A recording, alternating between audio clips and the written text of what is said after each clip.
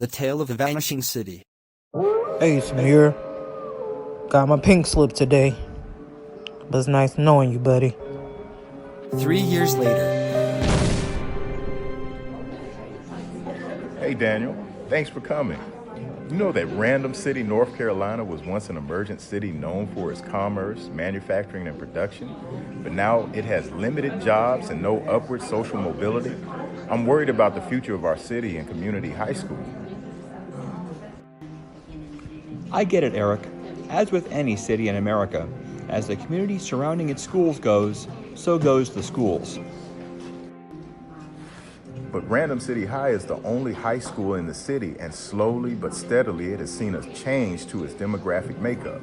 Previously, it was a thriving middle to upward middle class population that attended, and now the population is more susceptible to poverty.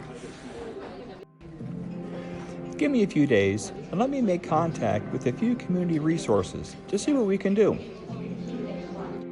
Hey, Em, has Daniel reached out to you about his meeting yesterday with one of the town commissioners, Dr. Erick Pryor? He has concerns about the rapid decline in Random City, and it sounds as if there's a great need. Before you go on, let's patch in Christina so she's up to date.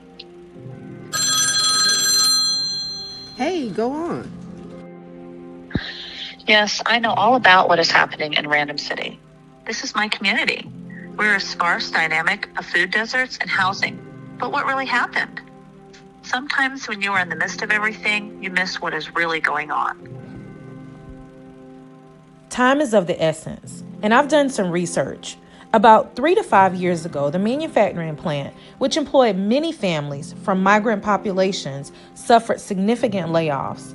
This hurt many of our households and every represented community that was employed there. In an effort to provide affordable housing to the population, cheap apartments were developed by investment firms looking to capitalize on government programs. Yeah, and these programs that were designed to revitalize the multifamily real estate market were not affordable at all for families, even though they were, quote, modestly priced. Yes, but there were 5 apartments to choose from, which were populated by the working class and the poor. Exactly. I see now.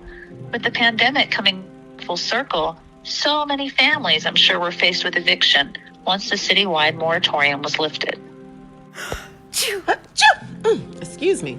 Yes, and we have also seen a reemergence of Omicron Steph variant that surged during the transition between the winter and spring seasons, which made it even more difficult.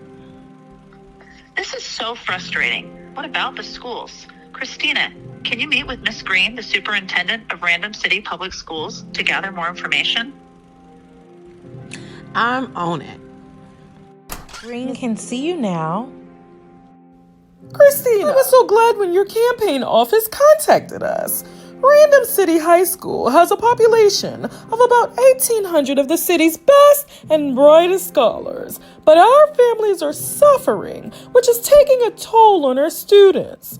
The chief industries in our cities are manufacturing, construction, and other skilled trades, but many of our parents were given pink slips around 3 years ago. How are they surviving? This has been absurd. Many of these parents find work where they can. Most have found minimum wage work at the local Walmart or Compare Foods.